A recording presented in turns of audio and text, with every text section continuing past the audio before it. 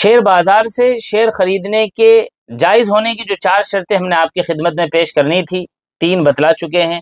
चौथी शर्त जो दरअसल तीसरी ही शर्त का एक हिस्सा है, वो ये है कि जब मुनाफे यानी डिविडेंड तक़सीम हो आपके हिस्सों का, आपकी उस कंपनी का, तो उसकी जो इनकम स्टेटमेंट है, आप उसके अंदर ये देखें कि इस कंपनी के जो हिस्से आपके, जो मुनाफा आपके हिस्से में आया है, उसमें से कितना फ़ीसद सूदी मुनाफा है और सूदी डिविडेंड आपको मिला है।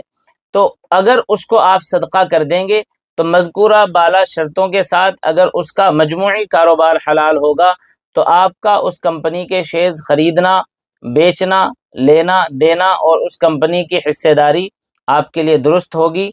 और यही मौक़िफ़ आवाम के लिए आसानी पैदा करने वाला है, सहूलत पैदा करने वाला है, जो आज के दौर में दुरुस्त है। बस इन बातों का लिहाज रखा जाए जो हमने किस्तवार आपको बतलाई।